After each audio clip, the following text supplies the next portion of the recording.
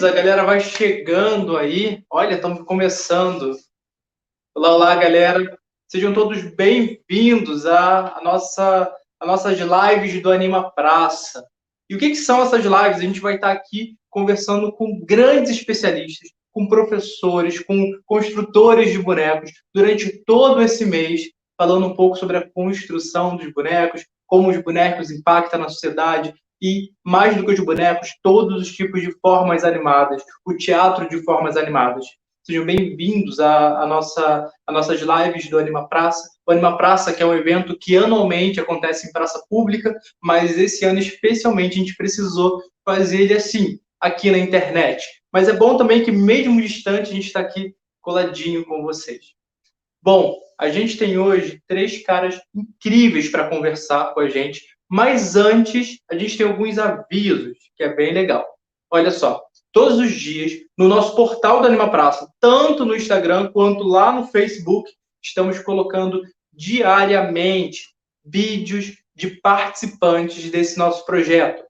O Anima Praça desse ano, ele ocorreu graças ao financiamento de vocês, que foram lá no Benfeitoria, apoiaram o Anima Praça, e esse valor todo, ele foi revertido, ele foi reencaminhado, ele foi para os artistas. Todos os artistas que estão participando esse ano do Anima Praça, eles receberam um pouquinho desse valor, que ajuda a todo mundo, ajuda a comprar alimentos, enfim, ter um cachê base para sua apresentação, enfim. Então, o Anima Praça esse ano ocorreu dessa forma, no Benfeitoria, vocês podendo cada um colocando um pouquinho e ajudando a gente a construir esse festival. A gente espera ano que vem estar na praça de novo, com mais de 2.000 espectadores assistindo a gente de novo, fazendo um evento de 10 horas. Esse ano o evento ele tem o quê? Tem 31 dias, vai ser bem maior do que o ano passado, mas vai ser online, mas vai ser tão incrível quanto. Bom, deixando de falatório aqui, eu quero apresentar os nossos convidados, tá? São 3 grandes professores que a gente aqui do Anima Praça admira demais. Bom, primeiro a gente tem aqui, ó, o Gilson Mota. O Gilson Mota, ele é um professor incrível, que trabalha com as formas animadas e mistura as formas animadas com performance. Ele tem um site, e o site de objetos performáticos. Então, conheçam também o trabalho de Gilson Mota. O Gilson Mota é professor universitário. O Miguel Velhinho, que muitos de vocês já devem conhecer pelos trabalhos incríveis com os bonecos, com os diversos espetáculos, com as diversas formas animadas, principalmente a galera do Rio e a galera da Unirio, que está aí, um salve para o Miguel Velhinho. Fundador da CIAPECOD, é membro do conselho editorial da revista Moin Moin, editada pela UDESC. E temos também hoje o Paulo Balardim. Paulo Balardim é cofundador do Espaço e Residência Artística do Vale do Arvoredo, lá no Morro Reuter, Rio Grande do Sul. É um espaço de criação e pesquisa do trabalho do ator e das formas animadas. Gostaria de convidá-los aqui para dar boa noite. Cadê esse povo todo, galera da produção? Olá, olá, Gilson. Eu não estou escutando. Olá, Gilson. Boa noite. Boa noite.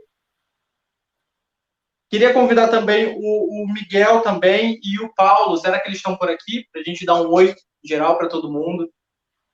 Opa. Olá, Miguel. Opa. Boa noite. Paulo, cadê o Paulo? Olá.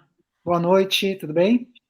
Boa noite, Paulo. Boa noite, Miguel. Boa noite, Gilson. Queria primeiro agradecer demais vocês aceitarem o nosso convite de estar aqui para esse evento, para esse bate-papo. De novo, a gente aqui do Anima Praça, a gente tem muita admiração. O Anima Praça é feito por jovens, e são jovens que têm uma pesquisa ainda inicial e que se inspira muito em vocês 3. Então, muita gratidão por vocês terem aceitado o nosso convite. Bom, vou começar o nosso papo com o Gilson. Pode ser? Pode ser? Pode ser. Vamos lá, Gilson. Bola para você. Gilson, queria saber como é que você chegou até as formas animadas, como as formas animadas chegou até você e como foi o desenvolvimento para você chegar até esse trabalho que você tem hoje, tá? Você poderia falar um pouco para a gente e principalmente, assim, além de se apresentar, falar um pouco de você, qual o impacto das formas animadas hoje na educação do Brasil? Qual a importância das formas animadas na educação? Legal. Boa noite a todos, boa noite a todas. É um prazer estar aqui com vocês. Primeiramente, obrigado pelo convite. Eu espero que esse seja a primeira e última versão online desse festival. Ano que vem estaremos presencialmente nesse festival, dando todo o apoio possível, tá bom? Então, é um prazer estar aqui com o Miguel Velhinho, amigo de longa data, Paulo Ballardini também. Conheci recentemente, mas tenho muita admiração pelo seu trabalho, Paulo. E vamos, então, trocar um pouco essas figurinhas, falar sobre animação, sobre coisas que nós fazemos, dedicamos há tanto tempo, né? Bom, vamos lá. Vocês querem se apresentar? Ou eu vou passar a bola para vocês falarem, dar um alô, né? Melhor, né? Por favor, Miguel. Miguel, quem é Miguel? Bom, então vamos lá. Eu queria agradecer também ao convite do Anima Praça, dizer que eu estou muito contente de estar aqui. Eu estava prometido desde a edição do ano passado, mas aí acabamos não conseguindo realizar. Esse ano, com a pandemia, estou aqui online, mas ano que vem, juro também que presencialmente quero estar com vocês. Muito obrigado pelo convite. Um prazer enorme estar aqui com o Gilson e com o Paulo, companheiros de muitas histórias, de muitas aventuras, de muitas situações, e acho que vai ser uma boa conversa. Obrigado pelo convite. Paulo. Bom, então eu faço eco às vozes dos meus queridos colegas aí, né? Também é um prazer estar aqui, é um prazer imenso, né? Receber esse convite. Eu acho que isso aqui é um oásis que a gente encontra, né? Nesse momento que é tão conturbado aí né, da nossa vida política e da nossa, enfim, da nossa saúde. Mas é um prazer estar aqui realmente, como o Miguel disse, né? Só as histórias que a gente tem para contar aí já dá para preencher algumas lives, né? Então, Gilson, queria agradecer demais novamente. Por favor, queria começar com você a nossa Legal. questão. Como é que as formas animadas chegaram até você e como elas contribuem para a educação? Bom, eu vou falar. Eu me formei na Unirio, né, nos anos 80, né, em cenografia. E lá eu tive contato com as formas animadas pela primeira vez. Eu entrei em 85, terminei em 90. Então, e lá eu conheci pessoas muito incríveis, como o Miguel Velhinho, o Luiz André Cherubini, Sandra Vargas. Nós somos todos contemporâneos, assim, no mesmo período de escola, né? E lá foi formado sobre evento. Então, meu primeiro contato foi lá na universidade. A universidade é um espaço muito importante para a gente conhecer pessoas e formar grupos, né, de trabalho, né? Então, foi lá. Depois, ao longo do tempo, eu continuei trabalhando com cenografia, depois me afastei para fazer outros projetos de graduação, pós-graduação, e eu voltei para os projetos de formas animadas, na verdade, em Ouro Preto. Eu morei um tempo em Pernambuco, depois eu fui para Ouro Preto, e lá eu montei um pequeno grupo, né, com os alunos, e eu desenvolvi primeiramente a técnica do teatro de papel, que é algo que a gente tinha desenvolvido já com Sobrevento, nos anos 90, né? E lá eu formei um grupo que depois teve assim ganhamos aquele edital da Miriam Muniz, circulamos um pouco, então foi nesse momento. Como tenho uma formação como cenógrafo, né? Eu domino mais a arte do desenho e a gente sempre trabalhei dividindo a direção, né, com alguém, no caso que eu trabalhava mais com os atores. Eu trabalhava mais na parte gráfica, vamos dizer assim, né, na concepção, né? E depois, quando eu voltei para o Rio de Janeiro, né, que é a minha cidade, e em 2010 eu entrei para a universidade, para o UFRJ, e lá eu formei um laboratório de teatro de animação chamado Objetos Performáticos. É lá que eu comecei, de fato, porque eu senti qual era a questão lá, né? Porque, como é uma escola de belas artes, onde as pessoas têm muita habilidade visual, plástica, né? Todos desenham, trabalham, tem a parte da confecção, eu sentia que que havia uma carência nessa área, né? né? E aí, quando eu assumi a disciplina, eu comecei a fazer várias propostas, e as pessoas foram gostando, e isso me animou a criar um laboratório para poder trabalhar com mais continuidade na pesquisa, né? Então, o meu processo foi por aí. Nós montamos um espetáculo fizemos algumas performances de rua entre 2013 e 2014, e depois surgiu a ideia de fazer um espetáculo. Então, meu contato foi esse. Nós fizemos em 2017 um espetáculo chamado Anansi e o Baú de Histórias, que é teatro de sombras, né? Porque lá, nesse momento, em 2014, 2013, eu descobri teatro de sombras. Então, eu sou, ao mesmo tempo, é paradoxal, né? Porque eu já faço há muito tempo, né? Desde os anos 80, mas, de fato, eu descobri uma área que é realmente onde eu me encontrei, no teatro de sombras. Então, eu sou um novo velho, assim. Eu descobri isso recentemente, sempre me considero um iniciante nessa arte, porque já tem 7 anos que eu pratico, né?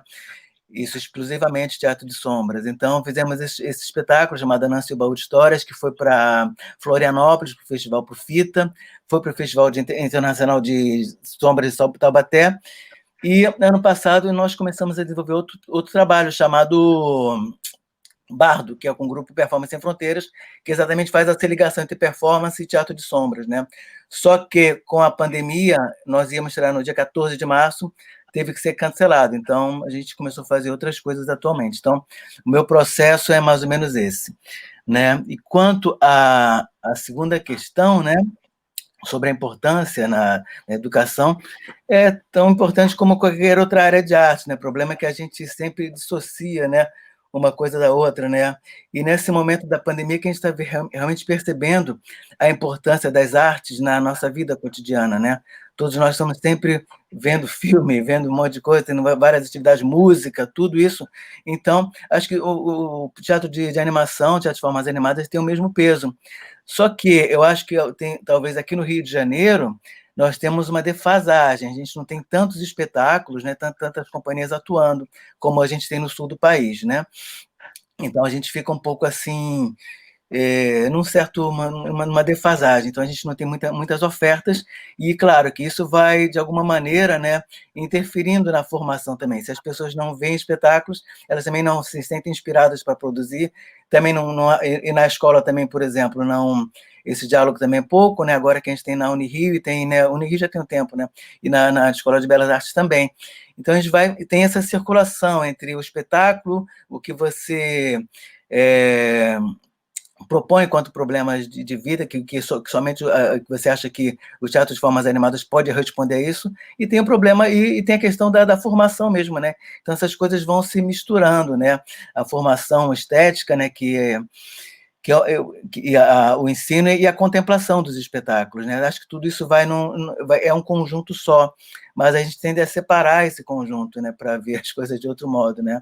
Então, eu acho que tem essa importância, sim, sobretudo quando se trata, né, do caso na pandemia, que a gente vê esse fator. Então, por exemplo, vou dar colocar uma questão, né? Assim que começou a pandemia, eu estava em contato com um grupo europeu, um grupo de pesquisadores de teatro de animação estrangeiros, né? E lá eles foram pegos no meio da pandemia, eles estavam em aula e tiveram que interromper as suas atividades. Então, eles começaram a pensar como a gente vai dar aula prática. Foi o problema que surgiu. Como é que a gente vai dar aula prática de teatro de formas animadas? Para a gente, por exemplo, essa questão está surgindo agora, que nós interrompemos o semestre e vamos começar agora, em agosto. Está começando o primeiro semestre, pelo menos na UFRJ, agora em agosto. E lá, esse grupo ele começou a colocar algumas questões que são super importantes para a gente refletir sobre como é que a gente vai poder, durante esse tempo agora, talvez esse ano e talvez uma parte do ano que vem, continuar as práticas assim online, porque eu acho que junto com isso vai surgindo também uma estética do teatro em streaming, né? Isso vai gerando uma estética que está começando a aparecer de algum modo. Então, eu acho que essas duas coisas vão se juntando. Como é que a gente pode ensinar, né, continuar dando aulas práticas, né? Porque a tendência inicial é dizer assim, não dá para, é impossível dar aula prática. Mas eu acho que é possível, sim. Eu acho que é um grande desafio para a gente continuar dando aulas, inclusive de formas animadas, online, né? Eu acho que é um desafio. E eu queria, então, passar, já estou falando há 12 minutos, eu vou passar a bola para os meus colegas, ver o que eles acham dessa questão do ensino das artes, de formas animadas pela online. Posso fazer aqui, então, uma questão? Vou até jogar aqui para o Miguel. Esses dias eu ouvi... Vocês estão me ouvindo bem? Está todo mundo me ouvindo, gente? Sim.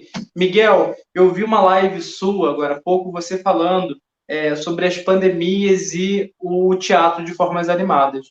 E aí o Gilson tacou aqui para a gente do ensino das formas animadas pela internet. Eu queria perguntar para você o seguinte: o teatro de formas animadas, ele sobrevive a essa pandemia, no meio desse caos, no meio disso tudo, de ficar em casa, de não ficar em casa, de usar máscara, de não usar máscara? Você vê possibilidade da continuação do nosso trabalho? Você acha que talvez ele vá minguar ou não? Como você vê nesse momento de pandemia? E ainda trazendo aqui a questão do Gilson, as aulas online das formas animadas. Mas eu queria saber, sobrevive ainda, mesmo meio à pandemia? Olha, eu acho que acho não, eu tenho certeza absoluta que meu microfone está mutado. Alguém mutou o microfone. Não está não, estou ouvindo. Estão me ouvindo? Estou ouvindo. Tá. Bom, vamos lá. Eu acho que a gente está em um período de pausa mesmo. A gente não está exatamente minguando. Acho que assim, acho que a nossa produção ela continua. Eu era para ter estreado um espetáculo agora, dia 8 de julho, em Brasília, e estamos postergando, assim, né? Temos um contrato assinado, temos uma turnê pronta para ser feita. Então, a gente está num período de pausa, cada um treinando em casa o que tem que treinar, todo mundo com o texto em casa. A gente tem feito algumas videoconferências com o elenco inteiro para se conectar, para discutir um pouquinho algumas coisas e tal. Então, eu acho que assim, acho que pela nossa saúde, pela nossa preservação e pelo cuidado com o público, a gente precisa, sim, como todas as atividades presenciais tiveram que ser canceladas, né, postergadas. Mas eu acredito que isso não vai fazer uma grande interferência, nem acho, eu já falei aqui numa outra live, nem acho que isso vai demorar tanto a chegar num momento de interferir na produção. Acho que estamos mais avançados cientificamente do que estávamos há 100 anos atrás, quando aconteceu a gripe espanhola, e eu acho que as respostas a ciência está dando muito rapidamente. Então, é um período de espera, é um período de borbulhamento mental, porque é só o que pode acontecer agora, e é isso. Na educação, eu acordo e durmo com essa questão. O meu trabalho na Unirio, ele é muito processual, ele nasce de um processo que nasce também da construção de um primeiro boneco, e esse boneco ele precisa de condições muito especiais para vir à tona, porque é ali que você conquista aquele aluno ao teatro de bonecos ou não. Então, tenho pensado muito sobre isso, tenho refletido diariamente sobre isso, né? Como pensar numa questão online.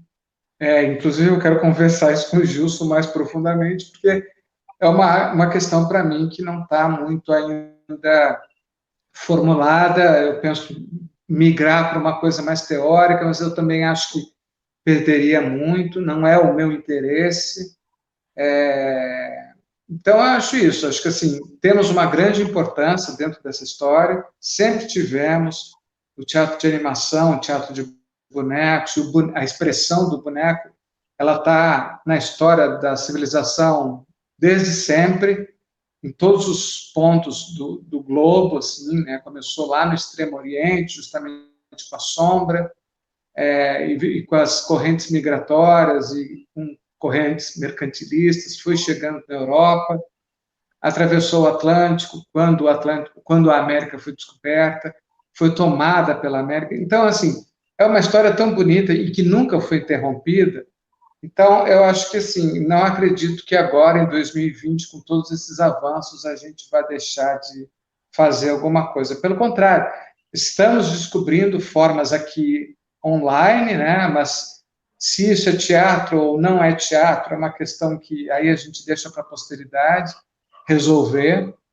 Mas eu acho que a gente está experimentando coisas, a gente está, de certa maneira, em contato. Assim, o que eu posso falar é que a PECOD estava com um projeto de estreia esse ano do Pinóquio, e estamos em contato, estamos em rede, conversando muito, é sempre alguma questão chegando, e eu discutindo e rediscutindo com o autor, com o elenco, com o figurinista, com o cenógrafo. Quer dizer, é uma conversa que não parou, assim, a gente só não está ensaiando, mas a gente está num processo de criação constante, assim, isso sempre. Então, isso me preenche muito. Acho que o período dos ensaios, ou o momento do ensaio, da sala de ensaio, é que realmente faz muita falta. E, obviamente, de estar em cena, né? A gente já deveria estar em cena. Mas eu acho que essa questão é uma questão que vamos esperar, e vai tudo passar, e aí poderemos ir para o palco novamente. Miguel, eu acho que eu tô agora enquanto artista, né? Eu acho que e os artistas que estão assistindo a gente também. É um momento que a gente fica muito angustiado, né? Tipo assim, meu Deus, o que vai ser? Como vai ser? O que eu vou construir? E quando eu vejo o Gilson, por exemplo, ali construindo um espetáculo online, parece que me dá alguma brecha de esperança, de pensar assim, eu posso continuar estudando. E é exatamente esse lugar. É espetáculo, não é espetáculo, é cinema, não é cinema, o que é isso? Eu acho que vai ser um processo que vai ser para frente, da gente discutir o que vai ser isso ou não, o que é isso ou não. Mas eu queria agora também uma curiosidade ainda com o Miguel aqui, porque a gente aqui do Anima Praça, a gente é muito curioso, e a gente queria saber o seguinte, primeiro que a gente é muito fã também, e a gente queria saber como é que as formas animadas chegaram até você.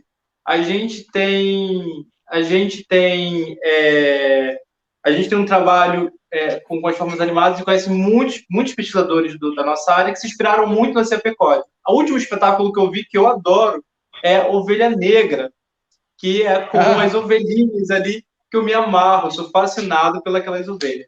E aí eu queria saber como é que chegou até você, como é que você reverberou as formas animadas, em que momento foi isso? Bom, quando eu entrei na Unirio, eu sou mais ou menos contemporâneo do Gilson, né?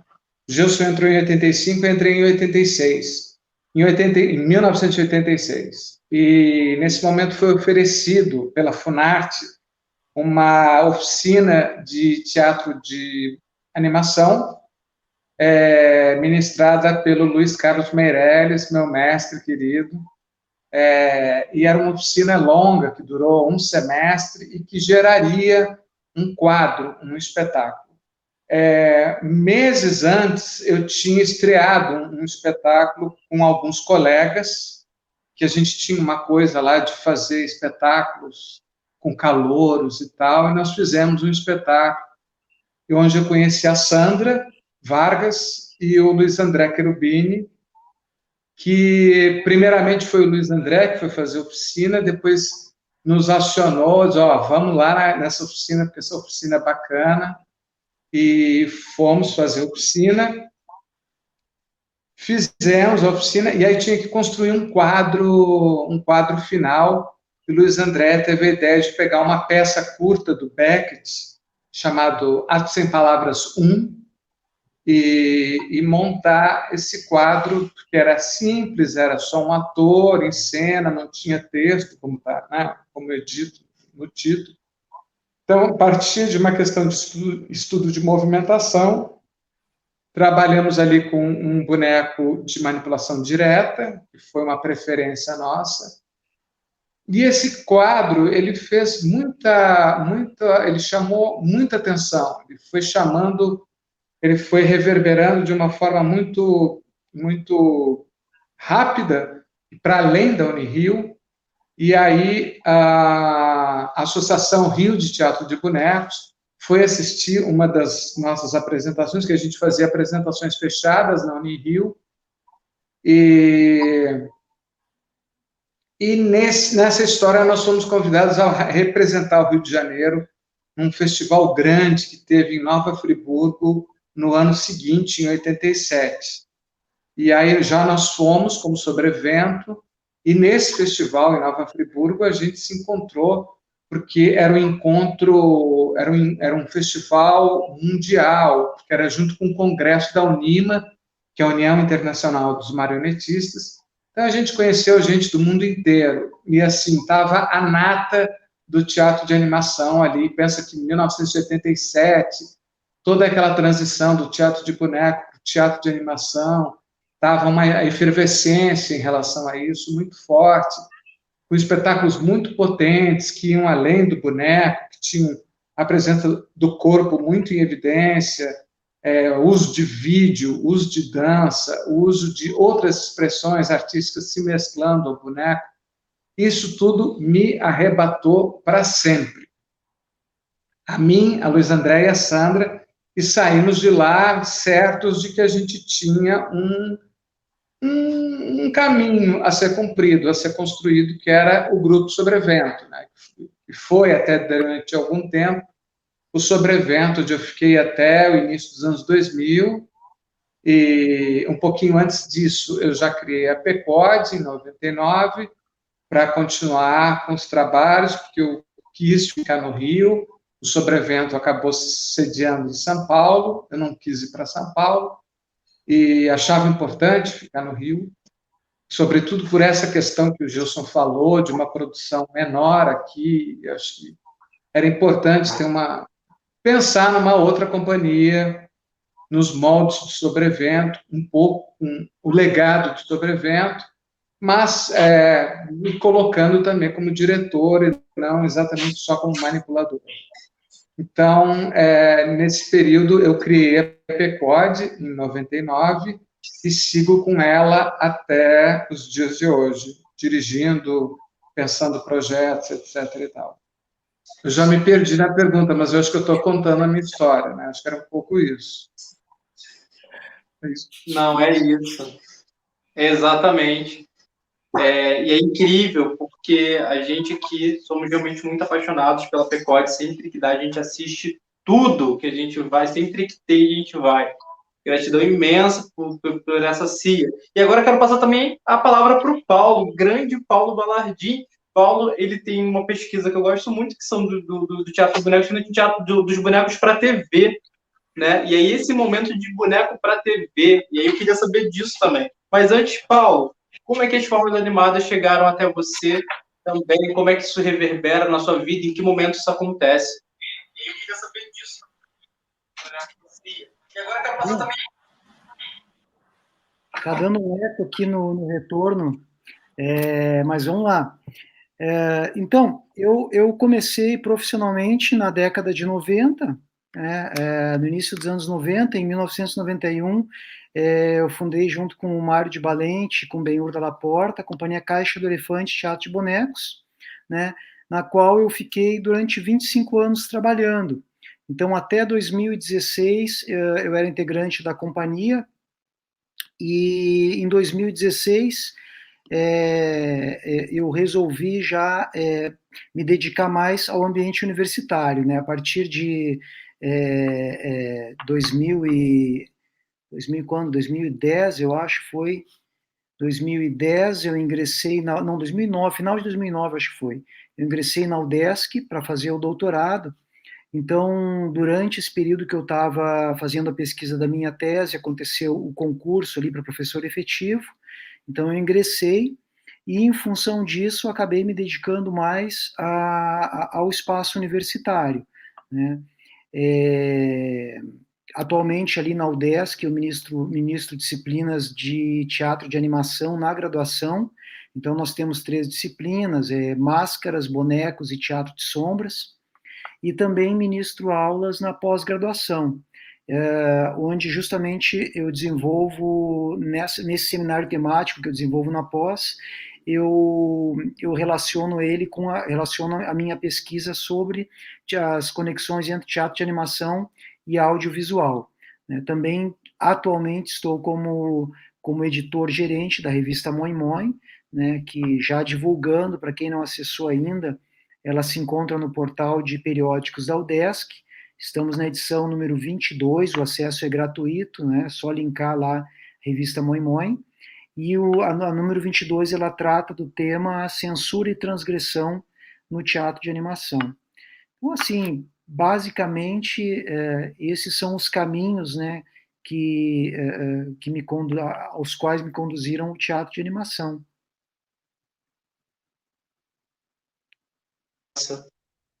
E ainda continuando aqui, Paulo, como é que você vê o teatro de animação, o impacto disso na nossa sociedade? E assim, você tem uma pesquisa muito ligada aos bonecos e à TV, não é?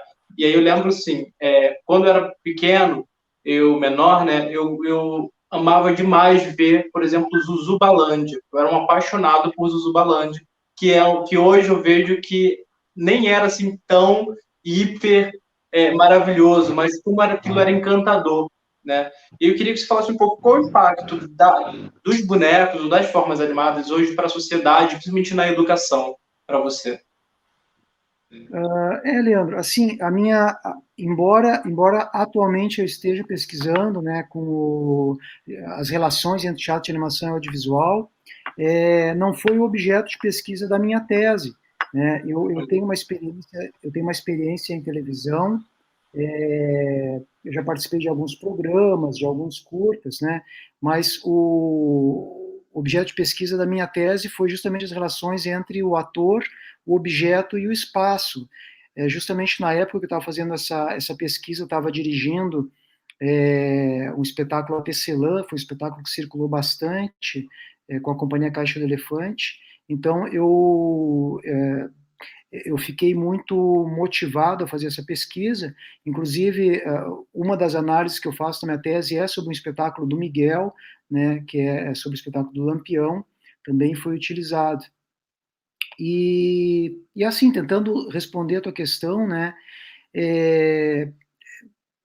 o teatro de animação, ele é essencialmente uma arte dinâmica, né, que ele se estende de uma forma muito ampla, e ele é atravessado por várias áreas, né? Música, dança, escultura, pintura, mecânica, marcenaria, engenharia física, né? E de cada uma dessas áreas, ele aprende alguma coisa e põe em prática, né?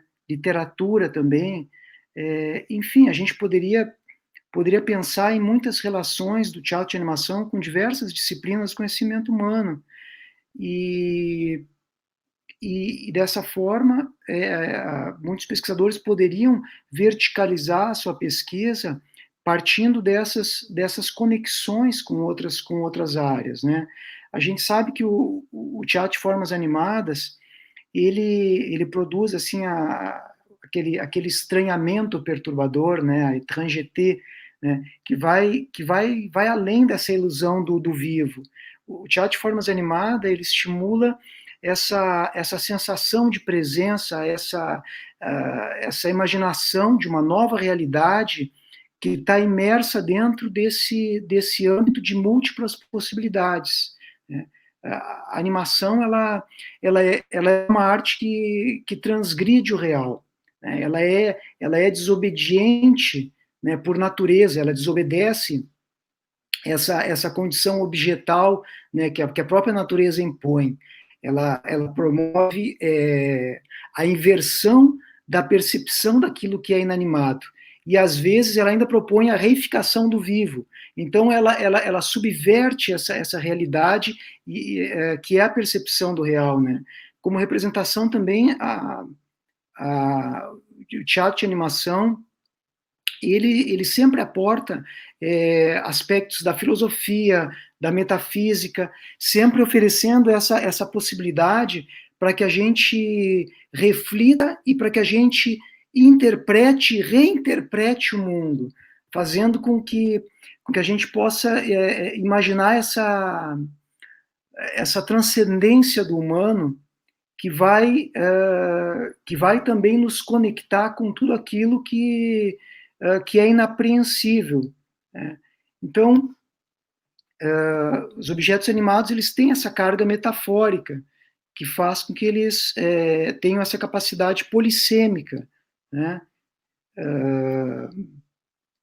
Eles, bom, enfim, eu acho que eu me empolguei falando do teatro de animação aqui, mas eu estou tentando agora conectar com o nosso tema, que é a da educação, né? E enfim, de como isso pode se conectar ali, né? Eu me lembrei agora que eu estava olhando um livro que é muito legal, que é esse livro aqui, né?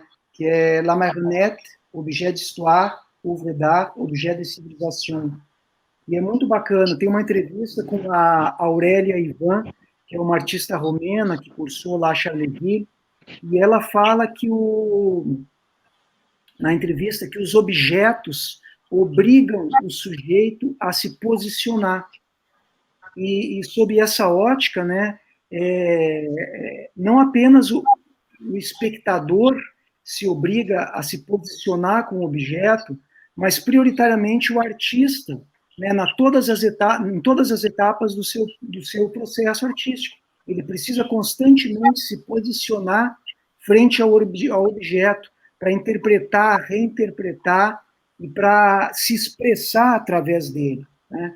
E dentro dessa cadeia de pensamento aí da Aurélia Ivan, eu me lembrei do Paulo Freire, que, enfim, que é um grande pedagogo brasileiro, né, mundialmente, né, conhecido pelas suas teorias, e que ele compreende a educação como uma transformação social, né?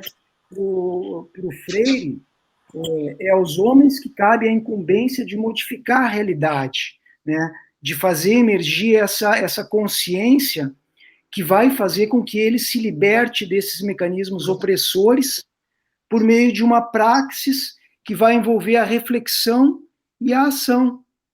Então, esse comprometimento transformador, né, dos homens em constante processo, né, de libertação, né, ele deve prevalecer, né, perante as condições sociais mais desfavoráveis que possam se apresentar. E, para isso, ele propõe que os homens sejam fortalecidos pela união, pelo diálogo, né, pela fé no próprio homem. Tem uma frase do Freire que diz assim, né, que ninguém liberta ninguém, que ninguém se liberta sozinho, e que os homens, eles se libertam em comunhão. Então, realmente, eu acho que nesse momento em que a gente precisa se conectar, né, de uma forma mais densa, é que a gente traz essa voz, pode trazer essa voz dele como uma forma da gente pensar a educação dentro do teatro de animação, refletindo sobre os nossos procedimentos como pedagogos, como educadores, né, no sentido de encontrar essa educação libertadora que ele propõe, que é distante dessa educação petrificadora, né, como ele diz, essa educação bancária, né, onde existem os sábios e aquelas tábulas rasas que recebem esse conhecimento. Eu acho que, tentando conectar um pouco isso com o que o Gilson falou, como dar aulas práticas em teatro de animação em período, né, pandêmico, de modo remoto, que foi a provocação aí que o Gilson colocou. É possível, né, que reflexos isso pode provocar? Enquanto o Gilson estava falando, eu rapidamente fiz uma listinha, né, de aspectos positivos e negativos que eu vejo. E, assim, eu vejo, por exemplo, como aspecto extremamente positivo dessa situação que a gente está passando, claro, vejam que eu digo positivo com certa relatividade, mas eu vejo como um aspecto positivo, sim, né, esse fortalecimento de redes que a gente se vê obrigado a encontrar. E isso eu acho que vai aí paralelo ao pensamento do Freire, né? É a conexão, é a união que é necessário para o fortalecimento. Então, eu acho que perante qualquer período de calamidade, a nossa tendência é sobreviver. E para que nós, enquanto seres humanos, possamos sobreviver, a gente precisa se reunir e se fortalecer enquanto rede, né? Eu acho também, como aspecto positivo, a gente começa a refletir sobre a natureza da arte em geral e a natureza da arte do teatro de animação, né? Quais são esses novos modos de produção que podem surgir a partir desse incômodo, né, que nos compele à reinvenção da nossa arte e a esse desacômodo que tem que ser criador. Porque, né, Freire diz que o homem ele é o ser da praxis, né? A gente precisa agir para se libertar e para transformar. Então, eu acho que essa quantidade de cargas teóricas que a gente acaba incorporando nas disciplinas de animação, em função dessa ausência da necessária prática, ela pode nos dar um momento de reflexão teórica mais aprofundado. Será que esse não é o momento para isso? Né? Para a gente voltar a refletir mais sobre isso? Agora, como aspectos negativos, já vou finalizar para também não monopolizar a palavra. Como aspectos negativos, eu pensei aqui, primeiro, a crise financeira dos artistas, né? Que aí isso é uma coisa que realmente às vezes pode minar muito a criação, porque ela dita muito da estética. E outro prejuízo pedagógico que eu vejo, que esse eu vejo que é muito lamentável, é o prejuízo pedagógico no que se refere ao desenvolvimento cognitivo do exercício prático, né? A prática da animação é um aprendizado que se dá pelo corpo. A gente não aprende a animar um boneco só olhando e analisando, né? Assim como a gente não aprende o sabor do alimento sem degustar. Então, eu acho que esse, para mim, é um dos prejuízos mais graves, né? E isso vai fazer com que os acadêmicos, no caso, que estão cursando a universidade, tenham uma dificuldade da compreensão desses fundamentos da animação, que devem passar necessariamente pelo corpo e pelo coletivo. Que massa. Paulo, obrigado demais, não tem problema nenhum se estender, acho que é isso mesmo, a gente vai conversando e vai devaneando aqui, vai pensando. Eu peguei aqui um livro, você trouxe um livro, eu trouxe um livro também, que provavelmente você já deve conhecer, da Cia Trux. Esse livro aqui se chama Teatro para Crianças Problemáticas e Solucio-Lunáticas. Teatro para Crianças Problemáticas e Solucio-Lunáticas, escrito pelo Henrique. E aí, tem um determinado ponto aqui que o Henrique ele fez o seguinte, eu não sei se consegue focar aqui, a galera da produção, se dá para ver, tá vendo? Tem uma bolinha aqui, olha, e uma menina, tá vendo? E aí, como vocês estavam falando, como o Paulo estava falando, né, de atiçar o lúdico, atiçar as formas de que os bonecos eles são absurdos. O Henrique ele vai falar que isso aqui é um trabalho de uma menina, que ela desenhou uma bola e a menina dentro, e ela falou, professora, que isso aqui é uma casa. E a professora disse assim, não, isso não é uma casa. Você tem que saber fazer uma casa. Aí a menina foi lá e desenhou de novo. A professora riscou aqui, ó, fez um risco aqui, ó, tá vendo? Para dizer que aquilo não era uma casa. Aí a menina foi lá e desenhou aqui, ó. Desenhou aqui uma estrutura um pouco mais parecida com uma casa, só que embaixo, ó, aqui estava circular. Aí a professora foi e falou assim, não, isso daqui não é uma casa. Aí a menina foi de novo, tirou o desenho, e aí finalmente ela desenhou. Tá aqui uma casinha. Só que essa última casa aqui não era a casa que ela queria, não era uma casa feliz, não era a casa que ela desejava. Era uma casa que a professora disse que, por regra, era casa.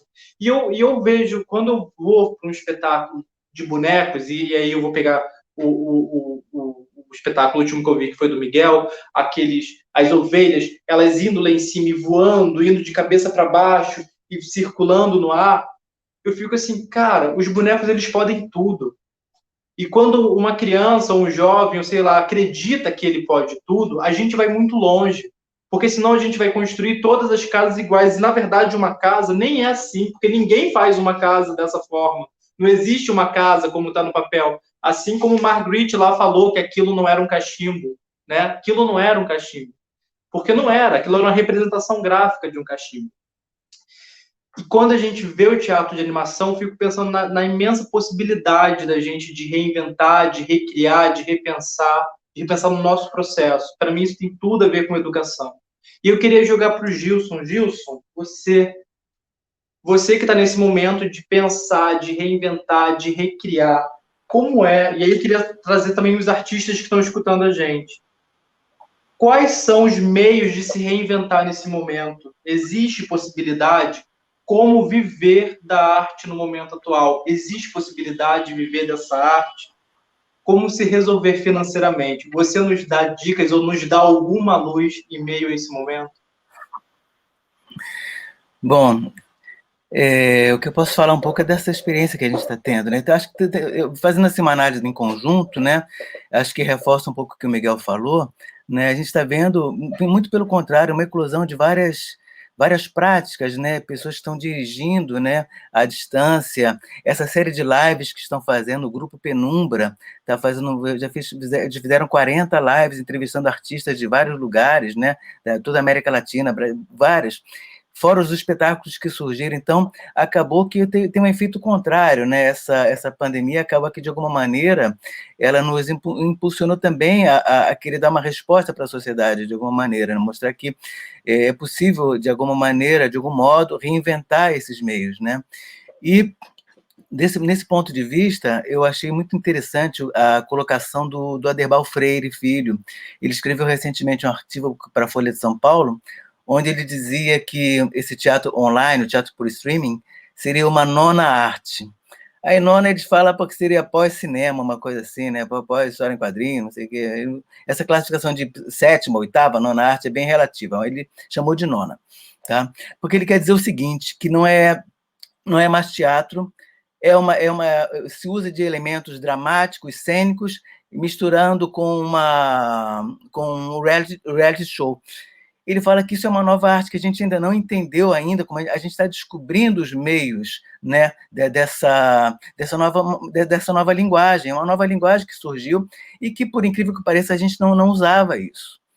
Quanto tempo a gente tem a internet e a gente nunca descobriu essa possibilidade de trocar por aqui, tentar recriar algumas formas por aqui também, né? Então, acho que tem um lado, eu concordo com o Paulo, a gente tem que dizer, tem um lado positivo, mas é relativizando com o número de 100 mil mortos que está chegando aí, né? Tem um lado que a gente conseguiu, através desse problema, de alguma maneira, olhar, né, para a nossa prática, de algum modo, e tentar criar algumas conexões. O que eu estou vendo é um movimento contrário, meio que subterrâneo, das pessoas tentarem criar exatamente esses pequenos grupos. É o que vocês estão fazendo com a Anima Praça, né?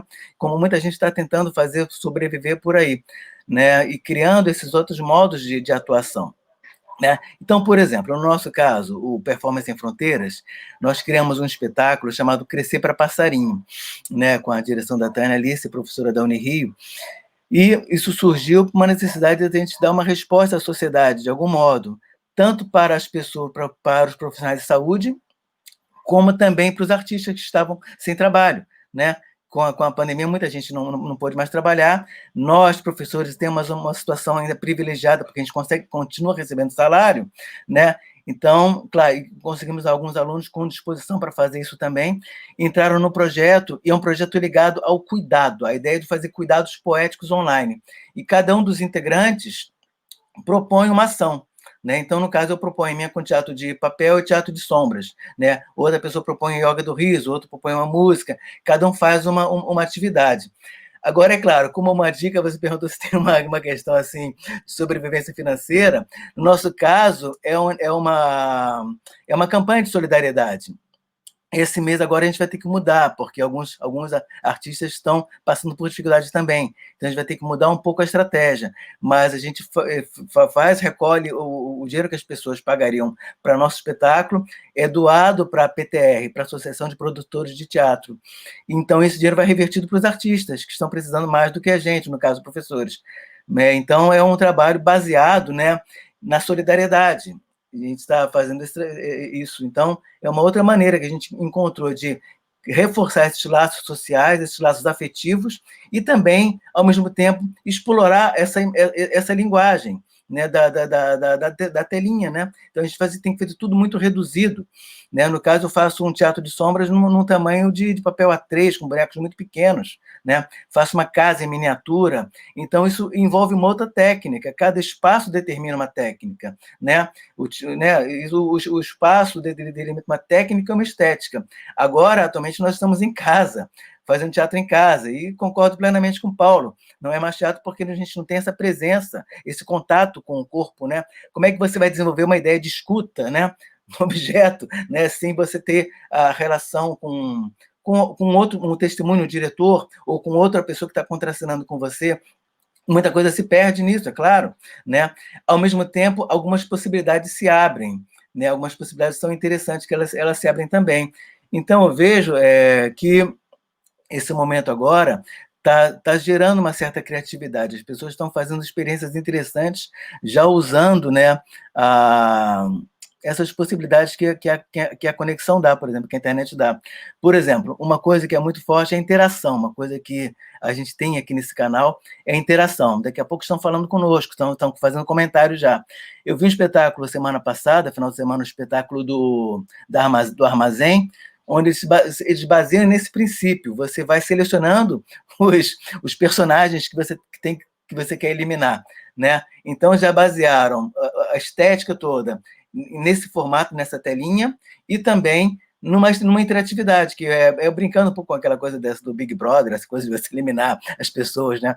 Então, já criaram uma linguagem assim, que é bem interessante. Então, eu acho que as pessoas estão se reinventando. Acho que é um momento muito positivo também, apesar de tudo que nós estamos passando. Né?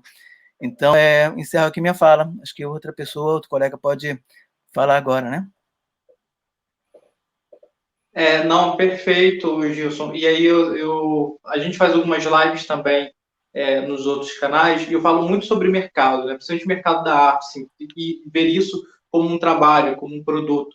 E exatamente, acho que a palavra reinventar é uma palavra que ela está em fomento toda hora, a gente tem falado disso todo momento, de reinventar. E eu acho que existe tantos caminhos, trouxe aqui um para gente, que é o espetáculo online, coloca um QR Code aqui do lado, e para ter um chapéu virtual, ou não, você tem hoje o Simpla, né, que é um sistema onde você paga, né, para você ter acesso ao espetáculo, ou faz como Anima Praça, gente, se junta, vocês estão assistindo a gente, se junta num grupo, coloca o seu trabalho num benfeitoria, né, e para arrecadar uma grana, e tem gente que quer apoiar, tem gente que vai apoiar, você pode dar benefícios para as pessoas, né, então é incrível.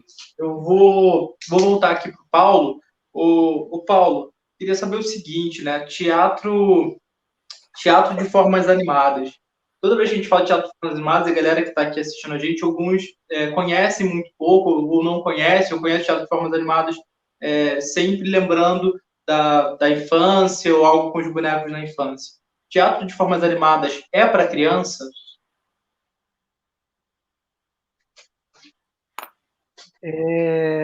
Desculpa, Leandro, eu vou te dar um balão. Tudo bem. Eu vou te dar um balão para responder, tá bom? Tudo bem. Não, porque eu tô ainda pensando na fala do Gilson aqui, e eu queria pegar e fazer esse gancho, né?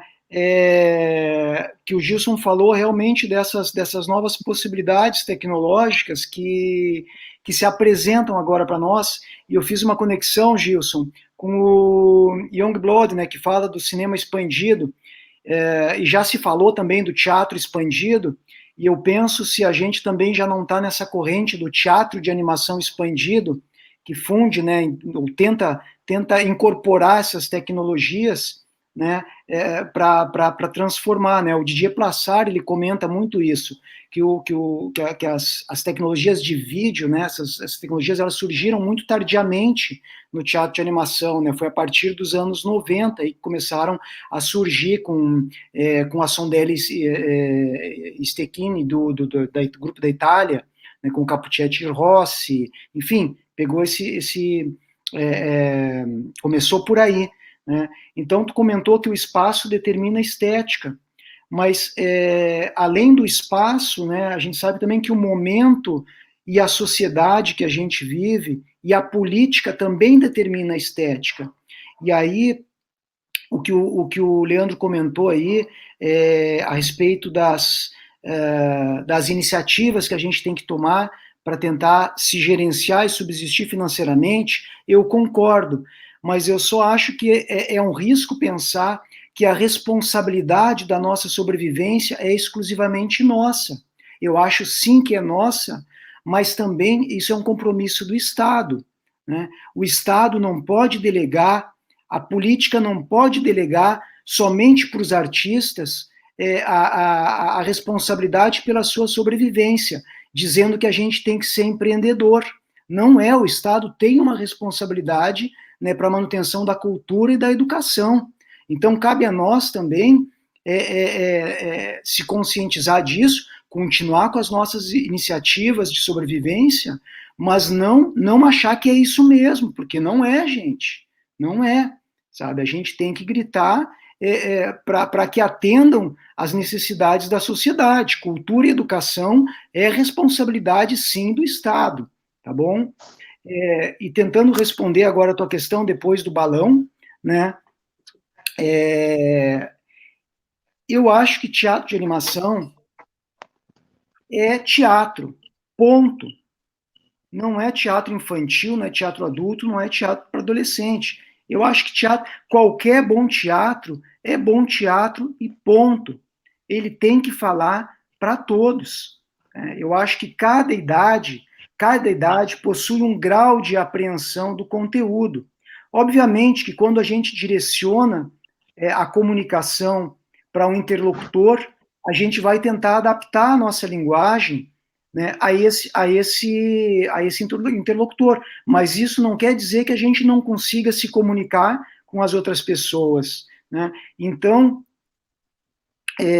eu sempre me pergunto, né, mas esse teu espetáculo é infantil? Eu digo, olha, é um espetáculo de teatro de animação, ele é para público familiar. E assim, quando a gente fala público familiar, quer dizer que a mãe vai assistir, o pai, a criança. Mas a pessoa tem que saber que a metáfora que a gente produz no teatro de animação, ela é um signo aberto para que cada observador, para que cada espectador consiga depreender o significado a partir da conexão do que ele vê com o seu mundo interior. Então, criar metáforas, que é a linguagem do teatro de animação, é uma capacidade de se comunicar com qualquer público, porque faz parte da natureza humana ler e reinterpretar as metáforas. Eu não sei se eu respondi a questão, se eu fui vago demais. Respondeu. Gente, a galera da produção, o Miguel, para mim, tá aparecendo aqui. Não tá aparecendo para mim. E aí eu até já pulei aqui o Miguel porque ele não estava aparecendo.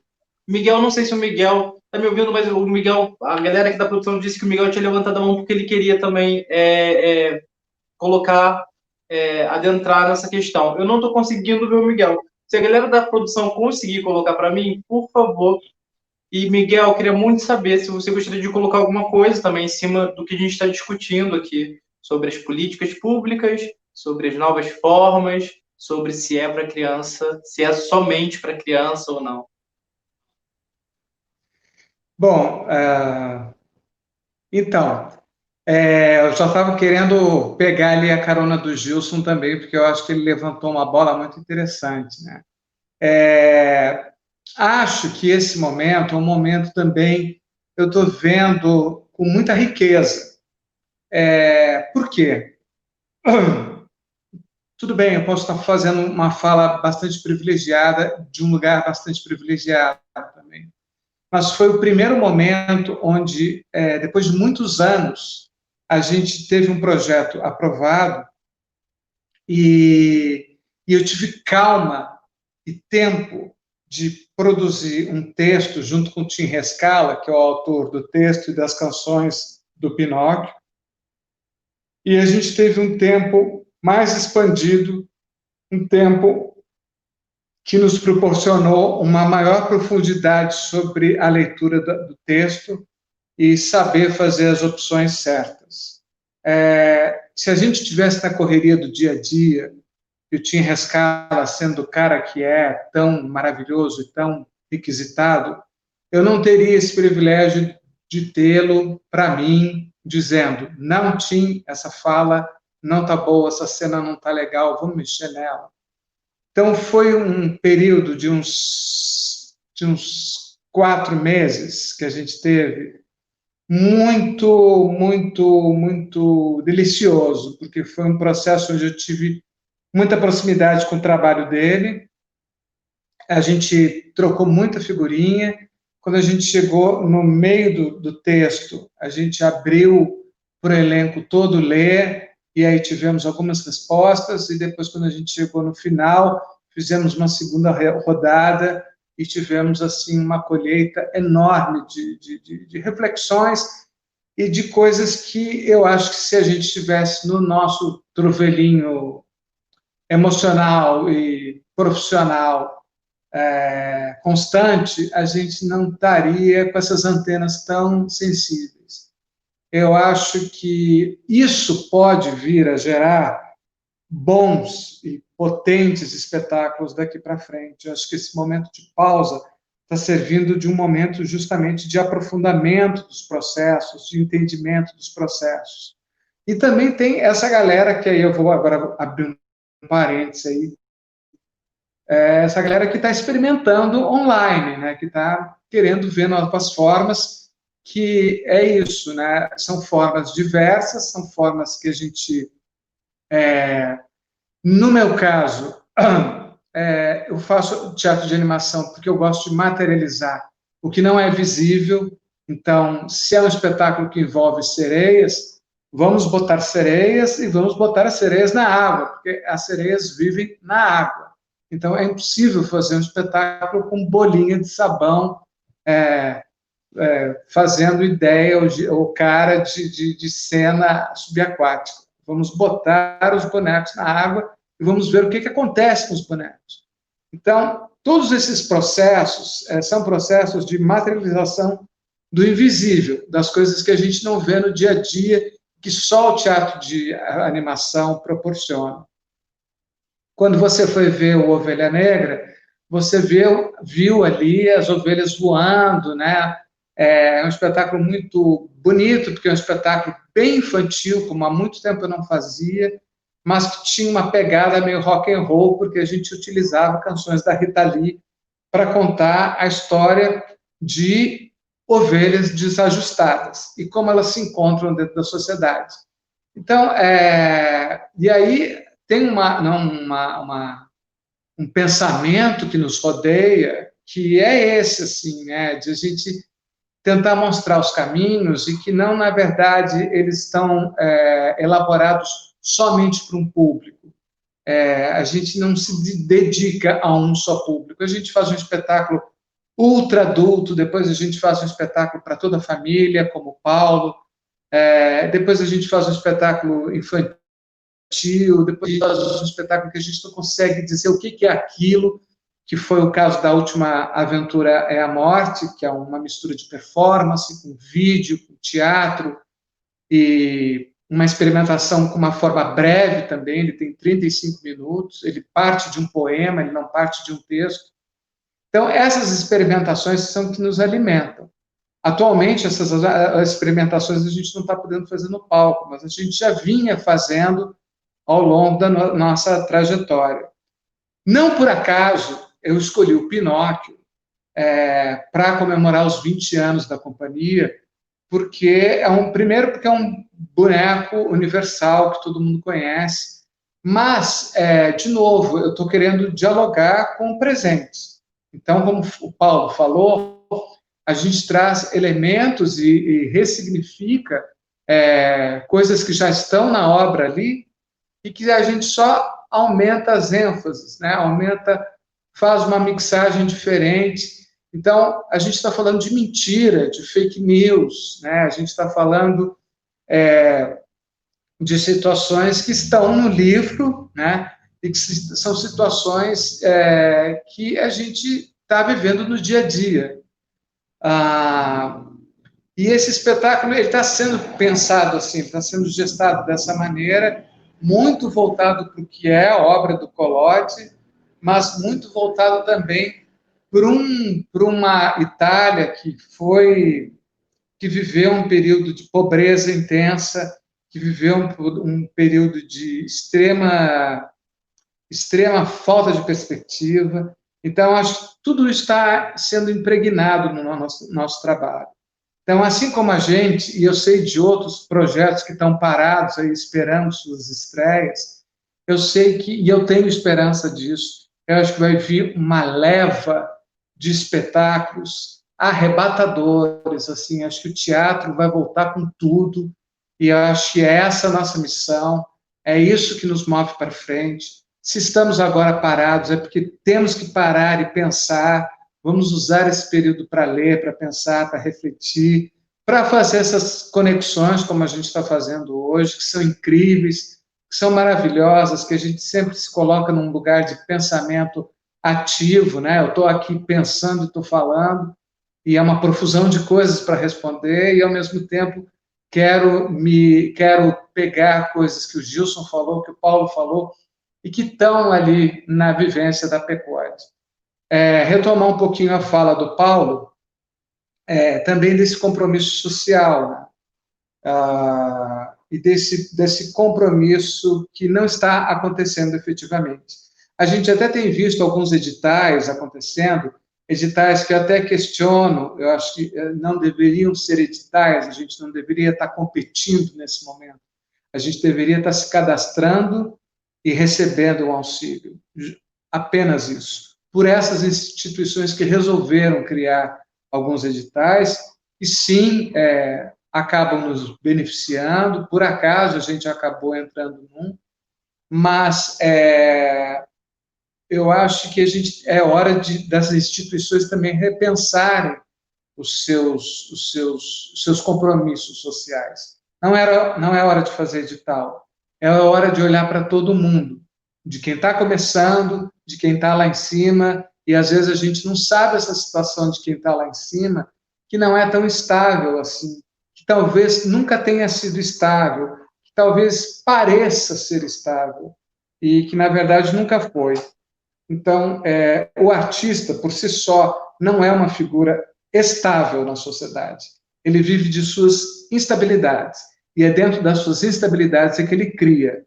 Ele só pode criar dentro desse patamar, pelo menos é o que eu penso. Estamos agora numa instabilidade social, política, de higiene, de saúde, mas a gente não pode parar. Um último parênteses, porque eu fiquei sem falar um pouquinho. Eu tenho um projeto de extensão chamado Hospital como Universo Cênico, e também nessa pandemia a gente não pôde mais ir ao nosso ambiente de trabalho de extensão, nosso campo de extensão, que é o hospital. Então a gente criou um canal no YouTube, onde todos os nossos trabalhos, as nossas histórias, os nossos cortejos, os nossos medleys, as nossas consultas da alegria, elas estão se transformando em material online, que é um modo da gente se reconectar aos internos, aos pacientes que estão lá no hospital, e com agenciamento de enfermeiros e médicas, estão aconselhando os pais a mostrarem aos seus filhos, sobretudo a pediatria. mostrarem aos seus filhos o canal no YouTube do Hospital como Universo Cênico, onde eles podem ver as histórias que antigamente a gente contava presencialmente. Então, isso é um outro lado da minha vida, é um outro lado da minha situação como professor da universidade, onde a gente acaba tendo projetos de extensão de pesquisa. Atualmente, eu estou com um projeto com um cabeça do Anima Praça, que é o Thales, e a gente está fazendo um trabalho sobre o teatro lambe-lambe. Então, assim, esses processos, eles não param, né? Esses processos, eles estão acontecendo o tempo inteiro, e essas conexões, elas são fortes. Então, esse momento de reflexão e de pensamento pode ser muito útil no futuro. Eu acho que a gente vai chegar mais maduro no palco. Talvez a gente chegue com uma saudade do palco e com uma fome de palco, como há muito tempo a gente não chegava. E eu acho que aí a gente dá o pulo do gato e que aí a gente mostra o que é o teatro dentro da sociedade, a falta que ele faz e a força que ele tem quando ele volta para cima. Que maravilha. Acredito muito nisso que você falou também, Miguel, que a gente é instável, né? Até porque o artista que está estável, ele precisa estar instável para ele conseguir se remodelar. Não tem como a gente estar o tempo todo fixo, né? Parado numa coisa só. Mas é realmente um momento muito complexo e a gente entende isso. Principalmente a gente aqui que está do lado de cá, que tem trabalhos cancelados, viagens canceladas, enfim, festival cancelado. E aí eu queria que o Gilson pudesse também falar um pouco se você puder, né, falar desse momento, como o que você pensa sobre, e falando do momento realmente atual e da arte, a importância dela e por que fazer arte nesse momento, por que ainda fazer arte, né, nesse momento. Eu acho a gente já está falando disso de algum modo, né? Acho que eu não sei, eu não sei a resposta disso, porque isso é tão fundamental para a nossa vida, né? A gente está tão envolvido nisso que não tem muito como justificar. Agora, é claro, tem uma necessidade, eu acho, também de dar umas respostas mais diretas, né, para aquilo que está nos afetando mais. Eu acho que tem esse lado, sim, de uma vigência atualmente, devido a essa situação política, né? A gente está sendo mais abalado, né, com isso, pelas predomínio dos afetos mais tristes. Então, a gente tem que, de alguma maneira, transformar isso tudo, né? Então, acho que tem um lado que passa também por uma questão pessoal de transformação dessas energias, né, de algum modo, né? Então, acho que tem esse aspecto, né, que é muito pessoal, né, e também tem esse lado de pensar que mais numa dimensão mais ampla da sociedade, né? Eu acho que essa coisa opera nesses dois níveis, né? Então, quando o fato da gente continuar trabalhando de várias maneiras, né? Por exemplo, né? Promovendo essas lives, promovendo grupos de trabalho, como a gente vem fazendo, né? Pela universidade, criando vários setores. Eu acho que isso já vai, de alguma maneira, né? Restabelecendo de algum modo o nosso lugar nisso tudo, né? Porque, conforme a gente estava comentando, né? O Miguel falou dessa fragilidade, toda essa instabilidade que a gente está passando, né? A gente vai buscar de alguma maneira, né, um ponto de apoio, né, para a gente continuar, né? E esse ponto de apoio também ele é muito frágil, né? A gente lida com coisas que são muito frágeis, né? No sentido da prática do próprio boneco, uma coisa muito, sobretudo da sombra, tudo muito ligado à fragilidade de algum modo, né? Então a gente tenta, isso vira até uma maneira de responder poeticamente a isso tudo, né? Então eu acho que essas coisas estão interligadas. Eu não sei se eu respondi a tua pergunta, porque eu acho que voltando um pouco a essa questão que a gente estava colocando antes, né? Desse lugar, né, da educação, em lugar dessas novas formas, eu acho que tem aí, né, muita coisa interessante. Eu concordo com o Miguel, acho que muita coisa interessante vai acontecer a partir, né, dessa crise que a gente está vivendo, que é uma crise muito profunda que a gente não dimensiona ainda, né? O abalo psicológico, existencial que você está trazendo, a gente não consegue ainda mensurar, né? Então, eu acho que a arte tem servido de alguma maneira para a gente manter, de algum modo, a saúde mental, né? Isso também é uma maneira de sobreviver e também de responder politicamente a toda essa crise, né? Eu acho que tem esse lado, né? E acho que é basicamente isso. Eu acho que é basicamente isso que eu penso, né? Que massa. Gente, a gente está quase no finalzinho da nossa live, a conversa está muito boa, tá? Queria agradecer demais. E aí tem algumas perguntas aqui, geradoras aqui de uma galera que está mandando para a gente. Uma pergunta que eu acho que vai ser para o Paulo, que é só, Paulo, e se você também quiser completar antes de algo que a gente vem dizendo aqui, não tem problema nenhum, tá, Paulo? Mas eu queria botar aqui. Queria saber sobre você se há diferença nas feituras das formas animadas no Sul e aqui no Rio. Se você vê alguma grande diferença ou se não existe, ou se o processo é bem próximo.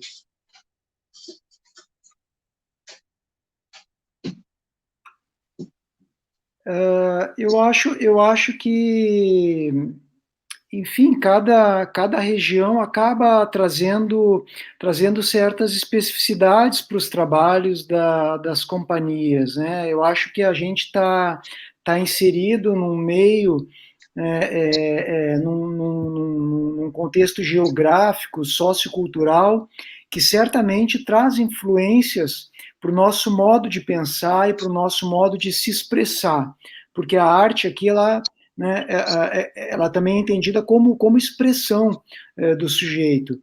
E a gente fala muito, né, no Rio Grande do Sul da estética do frio, né?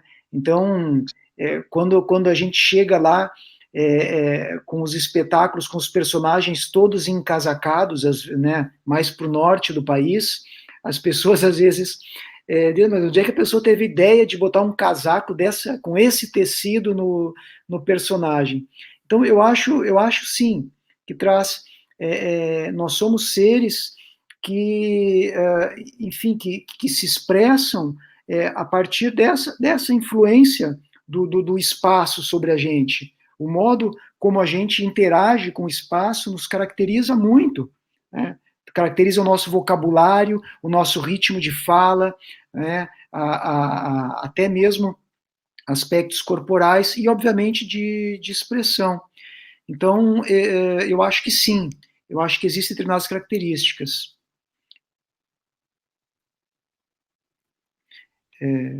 Sim, estou ouvindo, estamos ouvindo. Estão ouvindo, tá bom. Não, eu acho que eu já respondi a questão. A gente, aqui no Rio, a gente ainda sente muita falta de grupos, assim, que é para a gente beber dessa fonte, né? Por exemplo, Minas é um lugar que a gente sente que tem uma valorização muito grande do teatro das formas animadas, mas acho que aqui no Rio, por diversos fatores, inclusive por conta de fomento, né? A gente que vive uma crise política muito grande no Rio de Janeiro, todo o Brasil vive essa crise política, mas no Rio de Janeiro isso é muito claro, assim, principalmente no setor cultural. E aí, o Miguel, mandaram aqui uma pergunta para você. Tá? Eles querem saber o seguinte, Fernando perguntou o seguinte, Miguel, como você vê a formação dos atores cariocas nas linguagens das formas animadas, tendo em vista que há poucas instituições voltadas para o mesmo? Como você vê essa formação aqui no Rio, tendo em vista que a gente tem pouquíssimas instituições que se voltam para as formas animadas?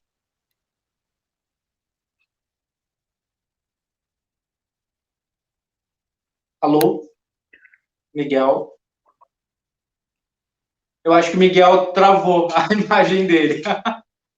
Enquanto Foi o a Miguel pergunta tá... que tu fez. Foi a pergunta que tu fez, ele ficou constrangido. Pois é. Enquanto o Miguel tá ali voltando, eu vou passar então, porque tem uma pergunta aqui para o Gilson também. Essa pergunta aqui é longa, hein, Gilson? Olha só. Como você vê, a Isabel perguntou, Gilson, como você vê o preconceito e até mesmo a falta de conhecimento sobre as formas animadas aqui no Rio de Janeiro? Eu estudo numa escola técnica e que não se ouve falar de formas animadas. Aí a Isabel falando, ela quando chegou com uma cena voltada para o teatro de animação, foi quase como uma coisa do outro mundo. Será que aqui no Rio de Janeiro falta as formas animadas chegarem de uma forma mais atraente para quem está se formando, ainda falta formação para a gente, principalmente a galera que está na universidade, que está nos cursos técnicos, falta aprender mais sobre esse fazer? Existe, e também se existe preconceito. Olha, se existe preconceito, é muito difícil a gente responder, né? Existe preconceito de vários níveis, né? Em vários setores, então eu não posso responder se existe. Mas acho que é um pouco que o Paulo falou, né? As pessoas, às vezes, ainda têm a tendência a pensar que teatro de formas animadas é para criança, né? Por exemplo, já é uma maneira torta de ver as coisas, né? Mas, talvez linkando essas duas perguntas, com o que você falou, perguntou para o Miguel, né? Sobre a falta de formação, eu acho que sim, a gente tem uma carência de espetáculos, sim. Eu acho que diferente do sul do país, né, onde tem muitos grupos atuando e tem uma escola que é muito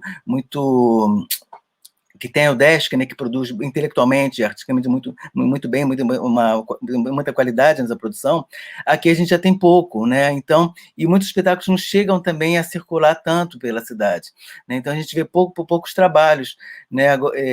Fora a PECOD, né? Tem tem alguns outros grupos surgindo também, mas a gente talvez essa carência de ver tantos espetáculos é que talvez crie, de certo modo, uma certa resistência para as pessoas em relação ao teatro de formas animadas de uma maneira geral.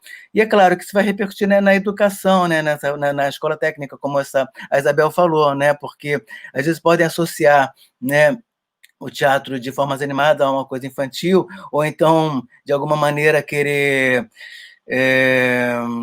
até de algum modo, eles acabam deturpando um pouco essa leitura, né? Conforme você mostrou no desenho dessa menina, né, que você apresentou para a gente. Então, eu acho que tem esse lado. Agora, não sei se é preconceito, acho que é falta de formação mesmo, porque a cultura está associada a isso, né? Você vai, como a gente falou bem no início, né? Se você tem a oferta de espetáculo, tem as ofertas de objetos de cultura, né? De experiências culturais, isso vai transformando a sensibilidade das pessoas, transforma a maneira delas verem as coisas, né? E isso é fundamental, né? De lerem os acontecimentos, política e socialmente, vai mudando a visão de mundo. Quanto menos oferta você tem disso, mais carência, mais limitação você tem também. Então, eu acho impressionante como, às vezes, surgem, em alguns lugares onde as pessoas não têm condições mínimas, né? Surgem pessoas com trabalhos incríveis. Eu acho que a gente consegue resistir também a isso. Mas acho que são duas coisas, não é preconceito, acho que é falta de formação e uma atividade mais contínua, né, cultural, de oferta de espetáculos, devido à falência do nosso estado, da nossa cidade, né? Tem que pensar isso também. Isso não está dissociado. O Rio de Janeiro, ao longo dos anos, vem só decaindo, né? Então, é claro que isso reflete, não tem jeito, né? Por isso que muito espetáculo não vem mais para o Rio de Janeiro, vai para outros lugares, mas não vem para o Rio de Janeiro, temporadas de outros espetáculos. Então, isso tudo vai abalando a nossa formação. Acho que eu respondi, né? Sim, é isso. Miguel, o Miguel... Eu voltei, porque o meu celular morreu a energia dele, e aí eu tive que vir para outro lugar aqui para ficar plugado na tomada. Desculpa. Não tem problema. Você deu uma pausa numa cena muito bonita, assim, parecia que você estava pensando, processando a pergunta, a gente acreditou mesmo no seu potencial de ator naquela pausa dramática que você deu aqui, que ficou. Agora, Miguel... É o lado dramático, de ator ainda, que sobrevive. Miguel, o Fernando ele perguntou aqui, era uma pergunta para você, que foi o seguinte: como é que você vê a formação dos atores cariocas na linguagem das formas animadas, tendo em vista que existem poucas instituições voltadas para essa pesquisa? E a gente... Pois o Rio de Janeiro ficou um pouco carente disso, né? O Rio de Janeiro, que sempre foi um lugar de maior potência, historicamente foi um dos primeiros lugares onde isso sempre foi uma história ligada à história da cidade do Rio de Janeiro, mas a gente perdeu um pouco desses vínculos, né? Mas, assim, eu acho também que tem muita gente, tem uma leva nova de muita gente curiosa e que experimenta caminhos outros e que ligam o teatro de animação a formas novas, né? Então, por exemplo, o Cegonha é um grupo de criação que trabalha muito com tecnologia, né, ligado ao boneco. e que está fazendo coisas incríveis. Então, é uma galera que parte dela saiu da PECOD, está na PECOD, e acho que a PECOD também tem esse poder de irradiação. O fato de eu estar na universidade também tem levado muita gente que quer continuar trabalhando com teatro de bonecos, e aí consigo, tento, dentro do possível, fazer essa ponte, fazendo estágios na PECOD e, às vezes, integrando, fazendo parte do elenco de espetáculos e ficando. E, assim, temos histórias lindas de pessoas maravilhosas que entraram na PECOD através da Unirio, né? Então, tem artesanal, que tem um processo muito interessante, que é uma companhia que está sempre mesclando linguagens, acho que muito próximo ao trabalho da PECOD, que está sempre trançando algumas coisas ali, o trabalho do ator, a máscara, o boneco, alguns elementos vindos de outras áreas também. Então, tem muita gente, o Sandro, maravilhoso, ali em Niterói, a Maria Madeira, tem muita gente pensando o boneco, a Ana Paula Brasil, talvez a gente tenha poucas práticas, mas eu acho que eu já vejo com outros olhos, eu vejo muita coisa acontecendo, o movimento do Lambi Lambi muito forte na cidade, ações performáticas assim muito presentes. E aí o Gilson não falou disso, mas eu vou falar. Uma das coisas mais importantes que eu vi em torno de como o boneco vai se reinserindo dentro da sociedade foi uma manifestação em prol da Marielle Franco, que foi assassinada em 2018, e o Gilson fez uma projeção de um perfil da Marielle no meio de uma ação, de uma manifestação. Ele projetou um perfil da Marielle nos Arcos da Lapa. Gente, se a gente for pensar na potência desses elementos que estão aí mesclados, né? Arcos da Lapa, Rio de Janeiro setentista, um crime bárbaro que aconteceu, um silenciamento absurdo que aconteceu na cidade e que moveu o país e que não para de mover a política atual do país. E uma sombra está sendo projetada dentro de uma manifestação política naquele momento. Isso, para mim, é de uma potência tão grande que eu não posso pensar que o boneco está alijado do que está acontecendo no Rio de Janeiro nesse momento.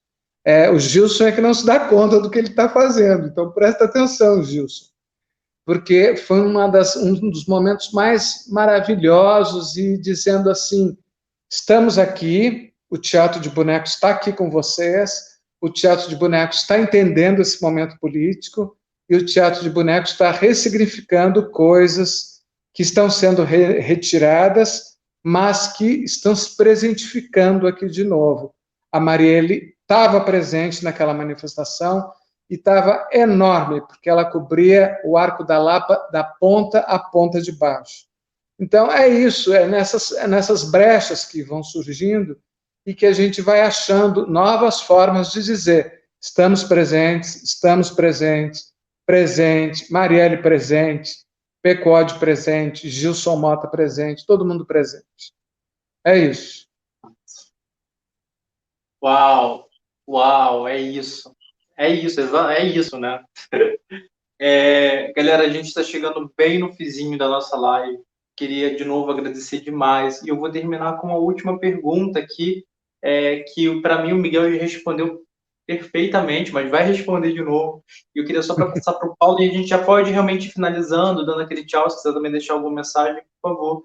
E a pergunta falamos tanto de formas animadas, de diversos tipos de formas animadas. Paulo, Gilson, Miguel, o que é formas animadas? Por favor, Paulo.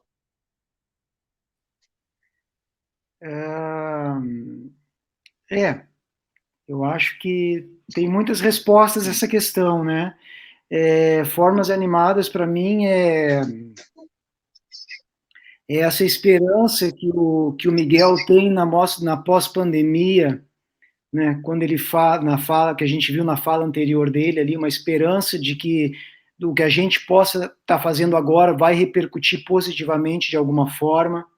Teatro de formas animadas, para mim, é esse paradoxo que o Gilson coloca da fragilidade do material de sombras em contraponto com a potência dessa imagem, da interferência que ele produz com a Marielle, né, tornando o público pequeno frente àquele fato representado.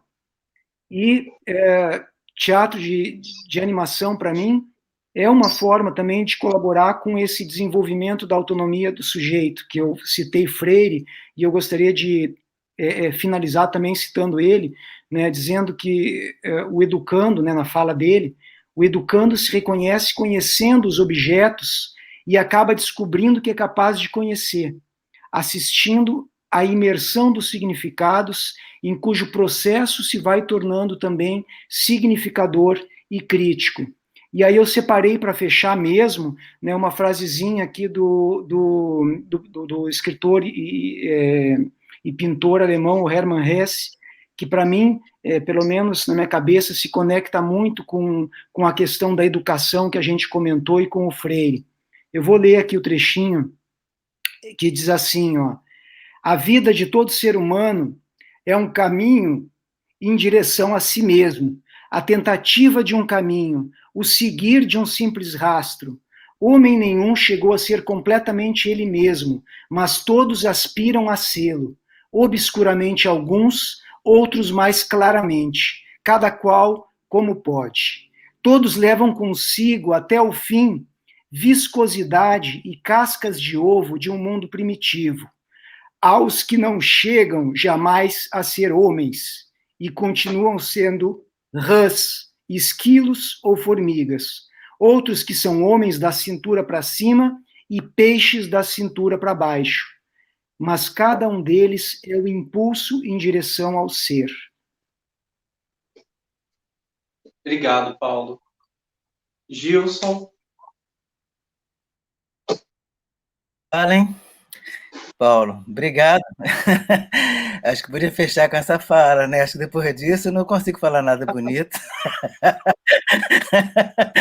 Então, vou ficar por aqui agradecendo.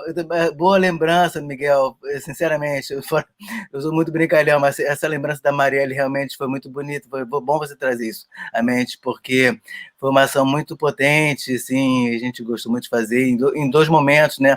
No Amanhecer Marielle nós fizemos, né? E depois fizemos na Cinelândia.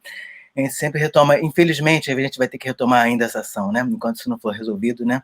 Então, acho que é isso, é a potência dessa fragilidade. Eu acho que a animação traz isso, a sombra, sobretudo, traz essa dimensão, né?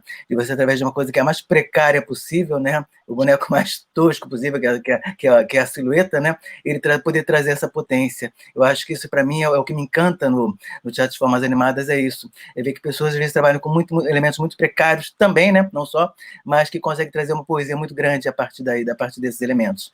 Então, queria agradecer, já fechando minha fala, ao convite de novo do Anima Praça, né? Foi um prazer estar com vocês. Eu espero que as pessoas tenham gostado das nossas falas, que ela tenha servido para, de alguma maneira, trazer novas ideias, novas práticas, inspirar as pessoas a trabalhar, né? E transformar a sociedade, como é isso que a gente deseja, né? Então, eu queria agradecer também aos meus colegas, Paulo Balardim e Miguel Velhinho.